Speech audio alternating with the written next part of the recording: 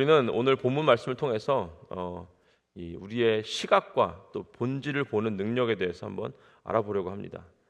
예수님께서 이 땅 가운데 오셨을 때 많은 사람들이 그분의 어떤 외적인 모습이나 아니면 그분의 출신이나 아니면 그분이 했던 표적 같은 것들로 예수님을 판단하려고 했습니다. 그리고 오늘 말씀을 통해서 예수님은 그들의 어떤 시각 이걸 바라보면서 자신이 참된 비침을 우리에게 알려주십니다. 우리는 때로는 이제 세상적인 기준에 매여서 영적인 본질을 놓칠 때가 있죠. 그래서 오늘 말씀을 통해서 본질을 보는 눈이 얼마나 중요한지 한번 알아보는 시간을 가지려고 합니다. 여기 보시면은 이제 보이는 것에 대한 집착을 가지고 있는 사람이 나와요. 27절, 28절 보시면은 그 한 여자가 음성을 높여 당신을 뵌 태와 당신을 먹인 젖이 복이 있나이다라고 갑자기 뜬금없이 거기서 이렇게 예수님께 칭찬하듯이 얘기를 하죠. 하지만 이 장면은요, 그 여인이 어떤 예수님의 어떤 육신적인 출생과 어떤 어머니 역할에 대해서 얘기를 하는 것입니다. 그거는 이제 혈통과 가문을 중요시 여기던 유대인 그 유대 사회의 어떤 인식을 반영하는 말씀인데요. 그러니까 그 여인은 예수님의 어떤 외적인 연관성과 이 출생에 어떤 초점을 맞춘 이야기를 하는 것입니다. 근데 예수님께서는 단호하게 그 여인을 보면서 아니다. 오히려 이건 자기 어머니한테 어머니의 복이 있도다라고 하는 건데도 불구하고 그것이 아니라 오히려 하나님 말씀을 듣고 지키는 자가 복이 있는 것이다 라고 시선을 돌리십니다. 그러니까 어떤 복의 근원, 복이 있는 삶은 우리의 어떤 외적인 조건이 맞춰진 삶이 아니라 하나님 말씀에 순종하는 삶이 있음을 우리가 보여줍니다. 이거는 예수님께서 이 여인에게 그냥 네가 틀렸다라고 말하는 것이 아니라 어떤 이 하나님 나라에 대한 질서를 얘기해 주는 것입니다. 당시 유대인들은 율법과 전통에 매여서 어떤 이 외적인 의식과 행위를 중요시 여기고 그것만이 중요했습니다. 근데 예수님께서 어떻게 해요? 말씀을 듣고 그 말씀에 순종하는 그 내면에 있는 것이 더 중요하다라고 강조를 하시는 것입니다. 이것은 우리에게 큰 도전이죠. 우리도 역시 이 세상을 살아가기 때문에 우리의 보이는 시각에 보이는 것들만 중요하다고 여길 때가 있습니다. 그래서 그것에 집착하고 그것을 따라가며 살아갈 때가 있죠. 내가 얼마나 다른 사람에게 잘 보이는가, 남들이 나를 어떻게 평가하는가가 어쩔 때는 더 중요할 때가 있습니다. 그리고 우리도 알지만 우리도 내적인 것이 중요하고 하나님 말씀에 중요한 것을 알지만 때로는 보이는 것을 더 신경 쓸 때가 있습니다. 그래서 오늘 말씀을 통해서 우리가 다시 한번 우리의 시선을 점검하시기를 주님의 이름으로 축복하고 기도합니다. 또 보시면 이제 표적에 집착하는 사람들이 나오죠. 29절부터 32절 보시면 이렇게 나와 있습니다. 무리가 모였을 때 예수님께서 말씀하실 때 이 세대는 악한 세대라. 왜 악한 세대입니까? 바로 표적을 구하니까 표적을 구하는 그런 세대이기 때문에 예수님께서 악한 세대라고 말씀하십니다. 유대인들은 예수님께 그것도 한두 번 내내 계속해서 구합니다. 보이는 표적, 눈에 보이는 기적과 이런 증거를 계속해서 요구를 했어요. 이는 하나님의 어떤 구원을 하나님께서 보내신 이 메시아이신 예수님을 믿음으로 받아들이려보다는 계속해서 이 외적인 증거를 요구하는 것을 보여주겠습니다. 그때 예수님께서 어떻게 얘기해요? 너네가 표적을 원하지만 나는 요나의 표적만 주겠다. 요나의 표적은 뭡니까? 요나는 기적을 일으키지 않았죠. 가서 뭔가 이렇게 엄청난 표적을 행하면서 니느웨에게 복음을 전하지 않았습니다. 어떻게 했어요? 요나는 니느웨에 가서 회개의 말씀만 외쳤습니다. 그것도 아주 단순하게 얘기했죠. 단순하게. 너네 이제 멸망한다. 이렇게 간단하게 얘기했는데도 불구하고 이 느느웨 사람들이 어떻게 요나의 메시지를 듣고 회개를 했죠. 예수님께서 내가 너에게 해줄 말은 이거밖에 없다라는 거예요. 그리고 또한 예수님은 그 스바 여왕에 대해서 예를 듭니다. 스바 여왕이 어떻게 해요? 먼 곳에서 남방에서 솔로몬의 지혜, 그러니까 그 지혜의 말씀을 듣기 위해서 먼 길을 왔어요. 니느웨 사람들은 요나의 말씀을 듣고 회개를 했어요. 자, 여기서 공통분모가 뭐냐? 바로 말씀입니다.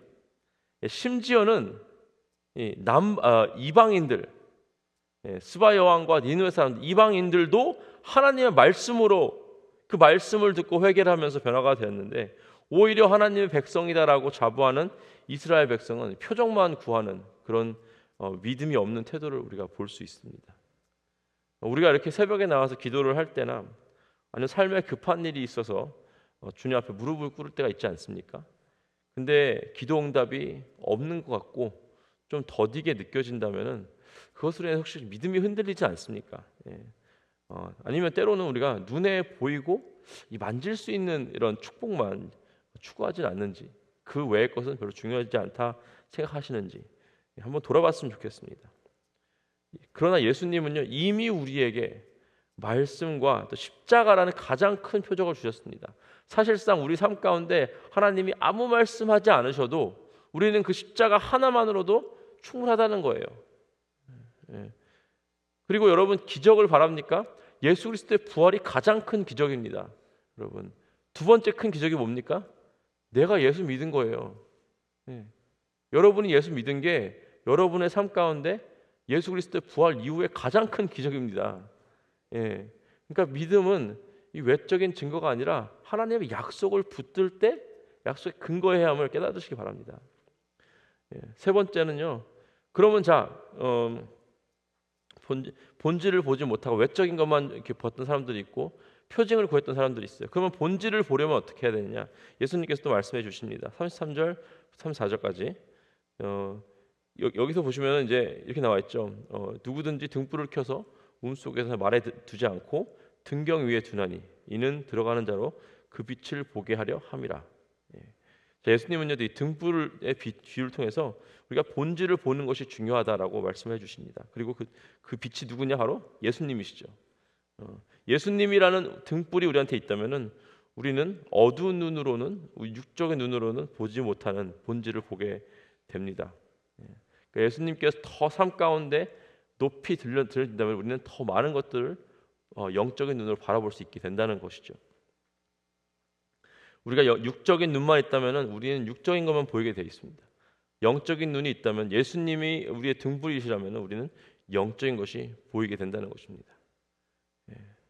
그래서 바리새인들과 율법학자들은 이 육적인 눈만 있었기 때문에 외적인 규정을 지키는데, 율법을 지키는 데만 삶을 몰두했습니다. 그리고 예수님을 하나님께서 보내주신 하나님의 이 그리스도다라고 인정하지 않고 오히려 방해물로 여겼습니다.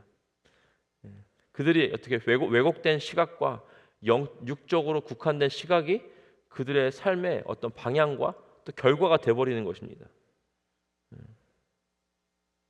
하지만 우리가 영적인 시각이 있다면 우리는 예수님을 우리의 구세주와 주님으로 볼 수 있고, 우리 또 삶의 결과는, 방향은 영원한 생명을 얻게 되는 것을 믿으시기 바랍니다.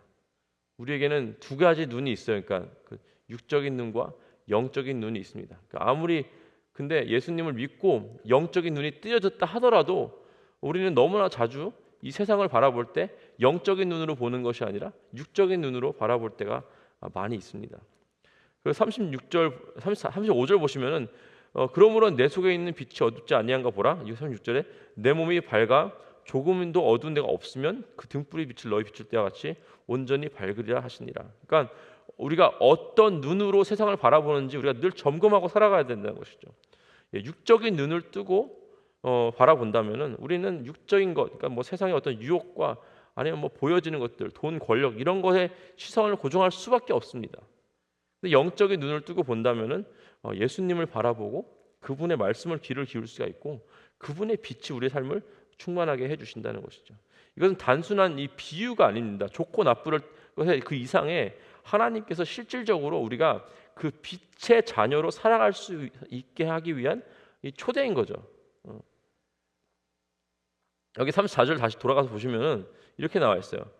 내 몸의 등불은 눈이라 내 눈이 성하면 온몸이 밝을 것이요. 이 성하면이 헬라어로는 하플루스라는 단어를 썼는데 이 하플루스의 뜻은 뭐냐면은 single 아니면 뭐 simple 아니면 perfect 온전하다는 뜻이 있습니다. 그러니까 한국어로 좀 잘 풀이하자면은 단순하고 집중되어 있고 분열되지 않고 건강한 이런 뜻이에요. 그래서 하플루스란 한 시각이 있다면은 우리는 세상의 영향을 받지 않고 이 시각이 분산되거나 분열되지 않고 우리 단순하게 하나님만 바라보는 그 시각을 이야기합니다. 그러면은 바로 뭐 마태복음 21장에 같은 뭐 그 지상 대계명 있지 않습니까? 내 마음을 다하고 목숨을 다하고 뜻을 다하여 주 너의 하나님을 사랑하라. 그렇게 하기 위해서는 그 말씀을 살아내려면은 이 분열되지 않은 시각이 필요하다는 거예요. 합플루스한 시각이 필요하다는 것입니다. 이게 단편적인 시각 이제 저는 이제 영어로 지금 제가 설교를 쓰면서 singular vision이라고 했어요. singular vision. 예. 하플루스. 앞살모스 하플루스거든요. 한번 해보실래요? 앞달모스, 예, 하플루스, 예, singular vision. 예, 자, 이 말씀을 이제 적용을 하자면은 이것입니다.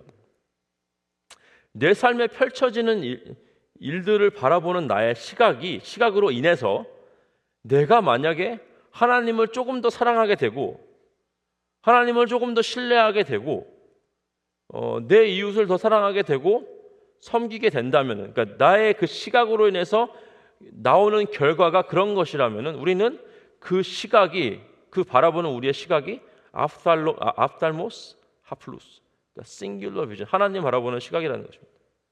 그런데 만약에 내 삶을 내 앞에 펼쳐져 있는 그 일들을 바라보는 나의 시각으로 인해서 그것에 대한 결과물이 하나님과 멀어지고 불평이 생기고 의심이 생기고 믿음이 흔들리고 아니면 공동체에 분열이 있고 내가 나의 주위 사람들을 사랑하지 못하게 한다면은 그것은 우리 그 일 때문에 그러는 것이 아니라 그 일을 바라보는 우리의 시각이 어두워졌기 때문에 그렇다는 것입니다.